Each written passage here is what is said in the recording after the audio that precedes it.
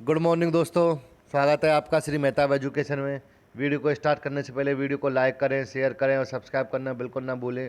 आज हम डिस्कस करने वाले हैं मध्यकालीन भारत का सल्तनत काल, और उसमें बात करेंगे हम खिलजी वंश की। इससे पहले हम डिस्कस कर चुके थे गुलाम वंश की सल्तनत काल में। गुलाम वंश की स्थापना की थी कुतुबुद्दीन ऐबक ने, और खिलजी वंश की स्थापना की है दोस्तों जलालुद्दीन खिलजी ने। ठीक है, बहुत ही इंपॉर्टेंट टॉपिक है सल्तनत काल दोस्तों। एग्जाम चाहे छोटा हो चाहे बड़ा हो,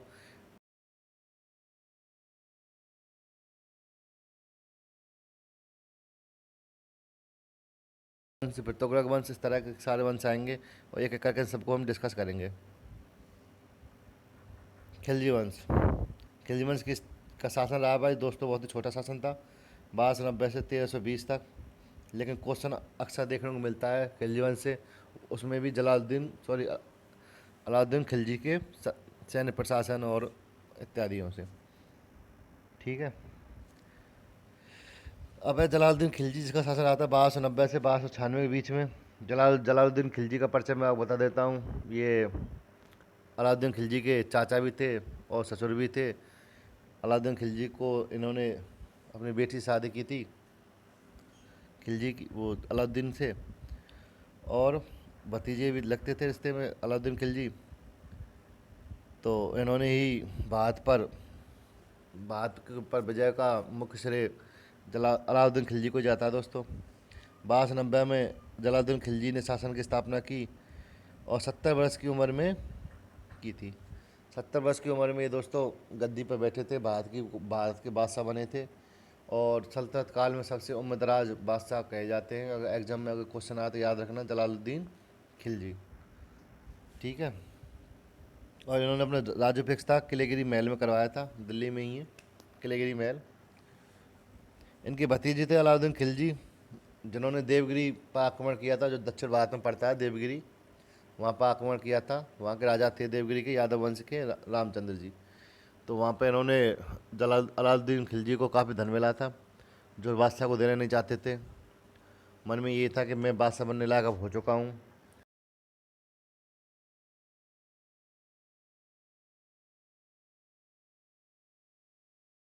देवगिरी चले गए और अपने गुलामों के माध्यम से इनकी हत्या करवा दी थी। ये थी कहानी जलालुद्दीन खिलजी की। ज़्यादा कुछ आता नहीं है एग्जाम में, अगर अगर पूछता है तो ये याद रखना देवगिरी के शासक कौन थे उस टाइम पर, रामचंद्र जी। और देवगिरी में ही अलाउद्दीन खिलजी ने जलालुद्दीन खिलजी अपने ससुर चाचा सब दोनों को मार दिया था। अब बात करते हैं अलाउद्दीन खिलजी की, यही सबसे ज़्यादा इम्पोर्टेंट है खिलजी वंश में। 1296 से लेकर 1316 तक इनका शासन रहा, 20 साल तक। इनका मूल नाम याद रखना, गुरसप्स अली या गुरसप्स इनका मूल नाम है दोस्तों। यह जलालुद्दीन का भतीजा था, दामाद था, मैंने आपको बताया था। जलालुद्दीन का भतीजा भी था, ये दामाद था। अलाउद्दीन के पिताजी की मृत्यु बहुत छोटे थे उस टाइम पे हो गई थी। बचपन से ही जलालुद्दीन ने इनको पाला था, और उसके बाद अपनी बेटी की शादी अलाउद्दीन खिलजी से करा दी थी। पहले बहुत अच्छे से व्यवहार था जलालुद्दीन के साथ इनका, इसलिए इनको दामाद बनाया था, सेनापति बनाया था। और कुछ इसने इस्लाम के सिद्धांतों के अनुसार शासन नहीं किया। इसने इस्लाम के सिद्धांतों के अनुसार शासन नहीं किया। इसका मतलब ये था कि इन्होंने सब सर्वोपरि जो रखा था वो बादशाह को रखा था। प्रजा के लिए सबसे ज़रूरी राजा होता है, ना कि कोई अल्लाह। ये इनका मत था। तो इन्होंने इस्लाम के उनको फॉलो नहीं किया था, राजत्व के उनको सिद्धांतों को फॉलो किया था कि राजा का शासन किस तरह होना चाहिए, उस तरह इन्होंने सिद्धांतों को अपनाया था।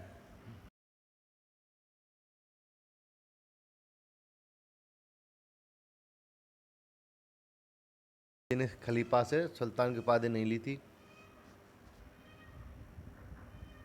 ठीक है, चलिए आगे चलते हैं। इसने निरंकुश शासन की स्थापना की। निरंकुश तक का मतलब ये है कि इन्होंने जनता की ज़्यादा परवाह नहीं की। राजा के हित में जो था होता था राज के हित में, उसी को फॉलो किया था। राजा की बिल्कुल, वो जनता की बिल्कुल परवाह नहीं करता था अलाउद्दीन खिलजी। ठीक है, विद्रोह के दबाने के प्रयास। अलाउद्दीन खिलजी के टाइम पर 4 विद्रोह हुए थे दोस्तों, याद रखना। और जो वो चारों किए थे इनके आमीरों ने। आमीर जो जिनका सल्तनत काल में प्रभावशाली जो होते थे उनको आमीर बोलते थे। और इन आमीरों के ताकत को रोकने के लिए, विद्रोह को रोकने के लिए इन्होंने 4 अध्यादेश जारी किए थे। पहला तो दान दी गई भूमि को वापस ले लिया। जो मस्जिदों के लिए या किसी चारागाह के लिए जो ज़मीनें दान दी गई थी, जिससे ये लोग पैसे वाले हुए थे, आमिर जो होते थे दरबार में पैसे वाले हुए थे, तो वो चारागाहों की ज़मीनें इस पैसे से पहले अलाउद्दीन ने वापस ले ली। गुप्तचर विभाग की स्थापना की। देखिए, कोई भी शासन हो बगैर गुप्तचर विभाग के नहीं चलता। हमारे देश है, भारत है, अगर इसके जासूस तंत्र कमज़ोर है तो ये फ्लॉप है। तो ऐसे ही पहले होता था, जिसका जासूस तंत्र मजबूत होता था जिस राज्य का, वही शक्तिशाली होता था। सूचना काफ़ी इम्पोर्टेंट होती हैं राज्यों के लिए। तो इसने सबसे पहले गुप्तचर विभाग की स्थापना की कि लोग कहीं पे आंदोलन या कुछ क्या रणनीति बना रहे हैं इस तरह की।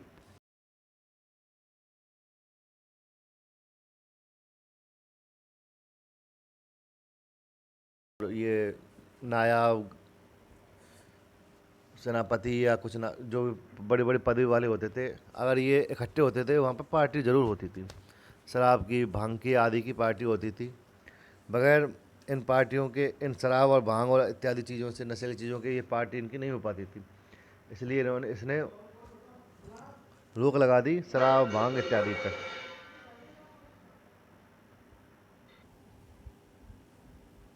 आमिर के दावा समारोह पर प्रतिबंध लगाया। वैवाहिक संबंधों पर प्रतिबंध लगाया। और जो चौथा जो अध्यादेश जारी किया था वो डायरेक्ट आमिरों के खिलाफ ही किया था। जो आमिर जो दावा समारोह करते थे उन पर प्रतिबंध लगा दिया। जो वैवाहिक संबंध बनाते थे एक आमिर दूसरे आमिर के साथ, उन पर भी प्रतिबंध लगा दिया कि बगैर राजा की अनुमति के आप शादी संबंध नहीं स्थापित करोगे। तो ये थे विद्रोह को दबाने के प्रयास।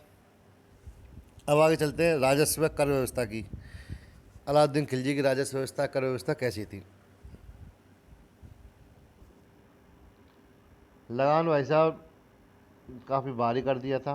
1/2 निर्धारित कर दिया था। उसके पीछे रीज़न क्या था? मंगोलों का भारत पर बार बार आक्रमण। मंगोलों का भारत पर बार बार आक्रमण होता था, इसलिए इसने सेना को मजबूत करने के लिए लगान को निर्धारित किया 1/2, क्योंकि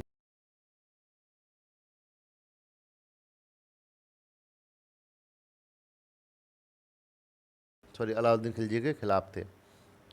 तो इस वजह से इन्होंने जनता पर टैक्स लादा, इनकम बढ़ाई। उससे उससे क्या, इन्होंने सैन्य व्यवस्था को बढ़ाया ताकि विद्रोह और अपने जो सगे संबंधी जो विरोधी हैं उनको दबाया जा सके। तो लगान कितनी कर दी? 1/2 निर्धारित कर दी। इन्होंने साथ 2 नए टैक्स लगाए। एक चराई कर जो पशुओं पर लगता था, जो जो मवेशी थे उन पर टैक्स लगता था। और दूसरा था भाई गढ़ी कर का मतलब ये है, घर मकान जो बनता था हमारा उस पर टैक्स लगता था, ईंट पत्थरों पर जो हम कुछ निर्माण करते थे। ठीक है, तो ये 2 नए टैक्स लगवाए थे। भूमि की, ये क्वेश्चन एग्जाम में अक्सर आ जाता है, भूमि की पैमाश पर लगान निर्धारित की। इसने क्या किया, ये जो व्यवस्था थी ये दिल्ली में ज़्यादा थी, क्योंकि बहुत बड़ा साम्राज्य था, पूरे देश में ये लागू नहीं कर पाया था। लेकिन दिल्ली जहाँ पर इसका शासन चलता था, तो वहाँ पे इसने ये निर्धारित की कि इसने क्या किया, भूमि की सभी की पैमाश करवाई। पैमाश करवाने के बाद लगान निर्धारित की थी कि इसकी जिसकी जिसकी जितनी ज़मीन है उसी हिसाब से लगान निर्धारित इसने की थी। ये क्वेश्चन अक्सर एग्जाम में आता है कि किस बादशाह ने सल्तनत काल में भूमि की पैमाइश करा के लगान निर्धारित की है। ठीक है दोस्तों। राजस्व एकत्र करने के लिए इसने एक विभाग बनाया, दीवाने मुक्तराज। मुक्तराज क्या होता था दोस्तों? पद था एक मुक्तराज। कौन सा? मुक्तराज। इसका क्या कार्य था? कर को एकत्रित करने का। क्या कार्य था दोस्तों? कर को एकत्रित करने का इसका काम था। ये मुक्तराज, दीवान मुक्तराज का मुखिया था, जो बादशाह के लिए कर एकत्रित करता था।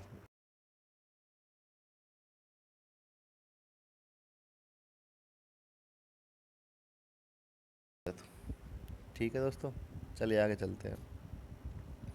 अब बात करते हैं सैन्य सुधार की। सैन्य सुधार। सैनिक सेना में इसने क्या क्या सुधार किए थे? स्थायी सेना बनाई, नगद वेतन दिया। इसने सब भारत में सबसे पहले स्थायी सेना का शुरुआत की थी सल्तनत काल में, और उनको नगद वेतन देना स्टार्ट किया था। पहले क्या ज़मीन दे दी जाती थी जोतने के लिए, या कुछ लूट का सामान मिल जाता था। इस तरह से सेना लड़ने जाया करती थी। इसने स्थायी सेना की व्यवस्था की कि आप परमानेंट हो और लड़ने के लिए, और नगद वेतन देना स्टार्ट इन्होंने किया था। ठीक है, इसके पीछे रीज़न क्या था? इसको सेना को मजबूत करना जरूरी था, क्योंकि इसके विद्रोही ज़्यादा थे, इसके विरोधी ज़्यादा थे। अपने चाचा की हत्या, दामाद के अपने ससुर की हत्या, अपने चाचा या ससुर दोनों की हत्या इसने की थी। तो सैनिकों की हुलिया रखने की परंपरा स्टार्ट की थी। जैसे कि आज की तारीख में जैसे होता है ना कि बच्चा जब भर्ती वर्ती देखने जाता है तो उसके डॉक्यूमेंट सारी चीज़ें दिख जाती हैं उस, तो वही काम इसने स्टार्ट किया था उस ज़माने में। हुलिया लिखने की परंपरा कि जो सैनिक था उसकी हाइट, उसकी जो भी थी पर्सनैलिटी, वेट सारी चीज़ें लिखना स्टार्ट की इसने करवाया था।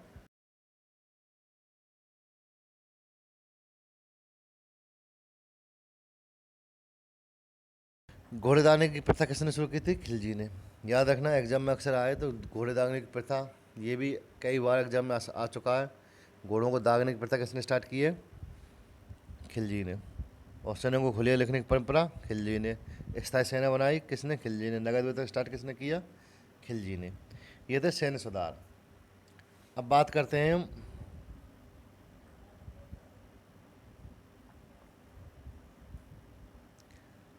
बाजार व्यवस्था की। मूल्य नियंत्रण प्रणाली को दृढ़ता से कानून बनाए।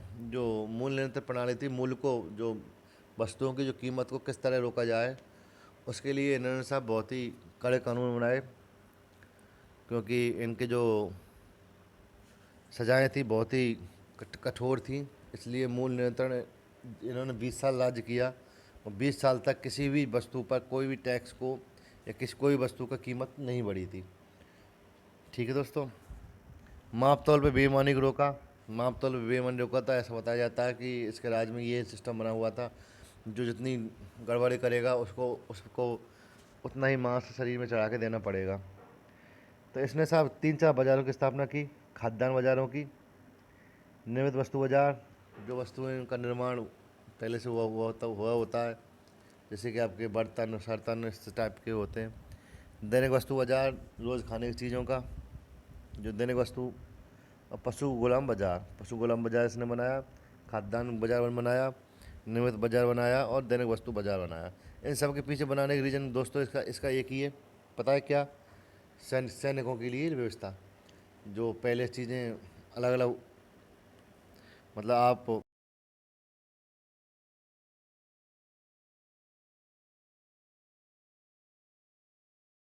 दैनिक बाजार में दैनिक वस्तु मिल जाएंगी आपको। तो ये सारी व्यवस्थाएं इसने सैनिकों के लिए की थी कि सैनिकों को ज़्यादा परेशानी नहीं हो। और ये जो कीमत जो थी, मूल्य नियंत्रण, वस्तुओं का मूल्य नियंत्रण का जो मुख्य रीजन था, सैन्य सैन्य व्यवस्था से ही संबंधित था। क्योंकि अगर वस्तु की कीमत बढ़ेगी तो सैनिकों को ज़्यादा वेतन देना होगा, क्योंकि इसने वेतन भोगी रख रखे थे सैनिक। तो इस वजह से इसने कीमतों को नहीं बढ़ने दिया था, ताकि मुझे सैलरी ना बढ़ानी पड़े, और आगे चल के मुझे सैनिक कहीं भी नहीं कि भाई सैलरी बढ़ाओ या कुछ इस तरह की। ठीक है दोस्तों, ये था बाजार व्यवस्था संबंधित इसने कानून, बहुत ही इंपॉर्टेंट है, सारी चीज़ें याद रखना आप। इसने एक उपाधि धारण की थी, सिकंदर सानी। कौन सी? सिकंदर सानी। सिकंदर सानी का मतलब ये द्वितीय सिकंदर। ये अपने आप को बादशाह बनाना चाहता था, विश्व विजेता बनाना चाहता था। ये इसका सपना था दोस्तों। ऐसा कहीं वैसे कोई ऐसा खास प्रयास इसने किए नहीं थे, लेकिन एक बुक थी पद्मावत, जो 1540 में छापी गई थी। उसमें ये बताया गया था इसको सिकंदर सानी की उपाधि धारण की थी, और इसका सपना था विश्व विजेता बनने का। इन्होंने एक नया धर्म स्थापित करने की इच्छा जताई थी। किसकी?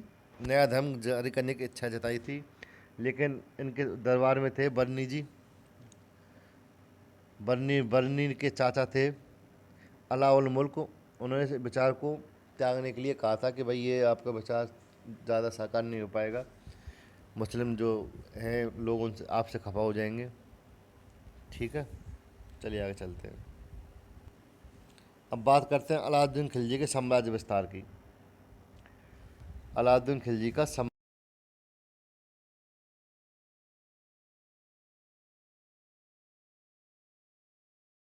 थे, लेकिन उसके बाद इन्होंने मंगोलों को भी जीता। गुजरात के अनिलवाड़ा में इसने आक्रमण किया। वहाँ का शासक था उस टाइम पर करण सिंह। करण सिंह को जीता और उसकी बीवी को गुलाम बना लिया था, और उसकी बेटी और वो दोनों भाग गए थे।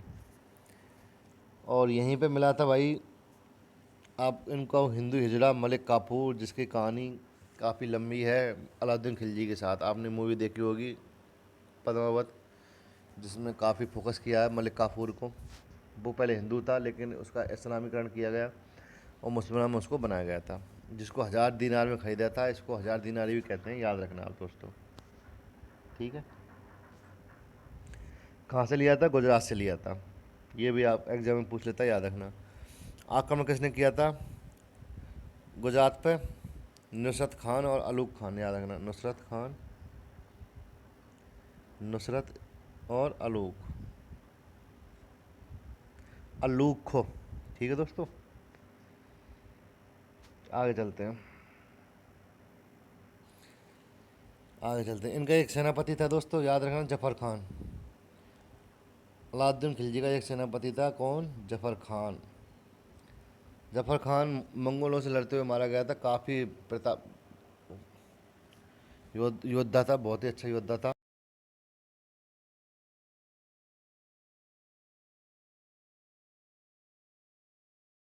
जो अमरोहा और दिल्ली तक करीब आ चुके थे। शुरुआत के 2 आक्रमण तो फ्लॉप कर दिए थे, लेकिन धीरे धीरे वो आगे आ गए थे। लेकिन जफर खान की बहादुरी से और उनसे मंगोलों को आगे बढ़ने से रोके रखा। तो हम बात कर रहे थे फिलहाल, कहाँ पहुँच गए थे? मलिक काफूर को 1000 दीनार में ख़रीदा था, और नुसरत खान अलूक खान ने गुजरात पर आक्रमण किया था। ठीक है दोस्तों, ये तो कहानी थी मलिक काफूर की। फिलहाल इतना ही बहुत है, आगे चलते हैं। इसके बाद नुसरत खान अलूक खान ने कहाँ पर आक्रमण किया? रणथंभौर पर आक्रमण किया था। रणथंभौर के राजा कौन थे उस टाइम पे दोस्तों? आप जानते हैं, हमीर सिंह। राणा हमीर सिंह थे हाड़ा वंश के। उस टाइम पर राजस्थान का पहला जौहर हुआ था रणथंभौर में।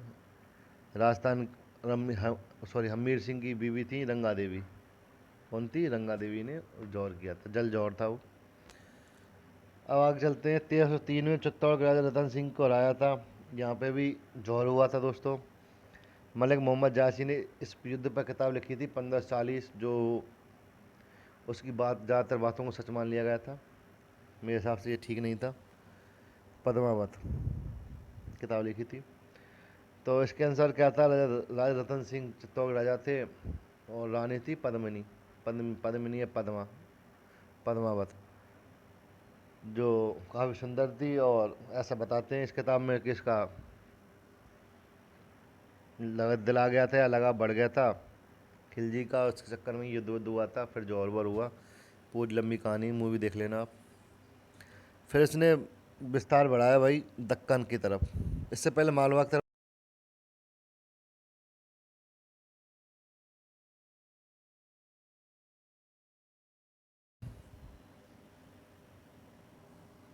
उज्जैन, मांडू, कौन कौन से? उज्जैन, मांडू वांडू, ये सारे थे आपके मालवा प्रदेश में सारे।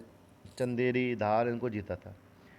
फिर ये गए दक्षिण भारत और दक्कन में। दक्कन जो मराठाओं का राज रहा है आधा महाराष्ट्र में, दक्कन को जीता। उसके बाद ये दक्षिण भारत में गए, दक्षिण भारत को भी जीता था। मलिक काफूर को दक्षिण भारत में भेजा गया था। मलिक काफूर ने दक्षिण भारत में बहुत ही तगड़ी विजय प्राप्त की थी। काफ़ी धन लूटा था मलिक काफूर ने वहाँ पे दक्षिण भारत में। उस टाइम पे तीन तीन वंश से हिंदू वंश थे दक्षिण भारत में। एक तो थे वारंगल, वार वारंगल के काकतीय वंश, कौन सा वंश? काकतीय, याद रखना दोस्तों। अलाउद्दीन खिलजी के समय कौन से वंश थे? दक्षिण भारत में 3 हिंदू वंश बताते हैं। वारंगल के काकतीय वंश, मलिक काफूर ने इन तीनों को हराया था। द्वार समुद्र का था, द्वार समुद्र का था भाई दोस्तों होयसल वंश, कौन सा? होयसल वंश। और मदुरई का था, मदुरै का था पांड्या वंश, कौन सा वंश? पांड्या वंश। तो ये 3 वंश थे दक्षिण भारत में, तीनों को ही मलिक काफूर ने हराया था और काफ़ी धन वहाँ से अर्जित किया था और अलाउद्दीन खिलजी को पकड़ाया था ये धन। ठीक है दोस्तों, मलिक काफूर ने ही जब राजा राम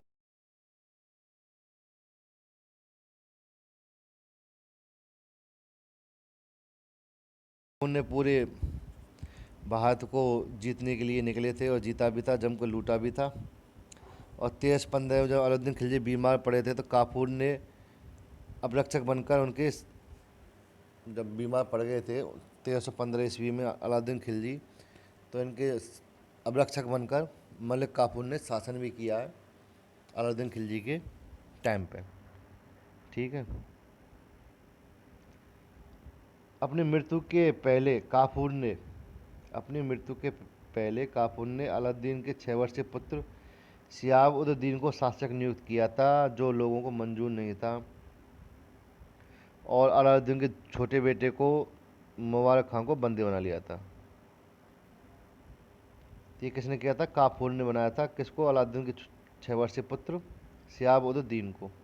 ठीक है, और मुबारक खान को बंदी बना लिया था, लेकिन मुबारक खान जेल से छूटा और बादशाह बना, अपने भाई की हत्या की।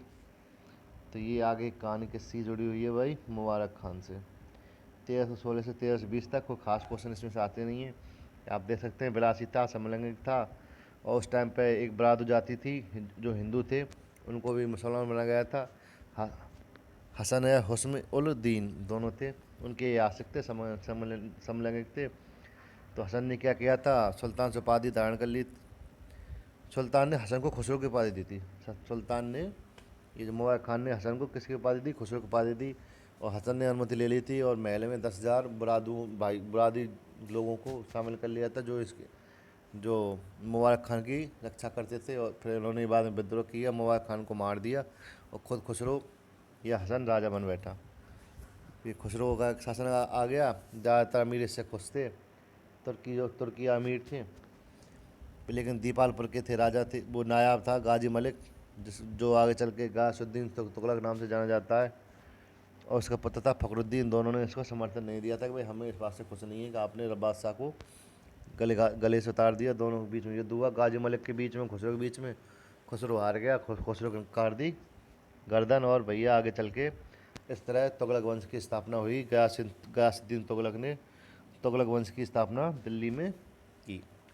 तो ये थी कहानी खिलजी वंश की, और कहानी स्टार्ट होती है अब तुगलक वंश की। मिलते हैं नेक्स्ट वीडियो में, तब तक के लिए धन्यवाद। जय हिंद, जय भारत। और भैया बेल आइकन को जरूर दबाना जाने से पहले।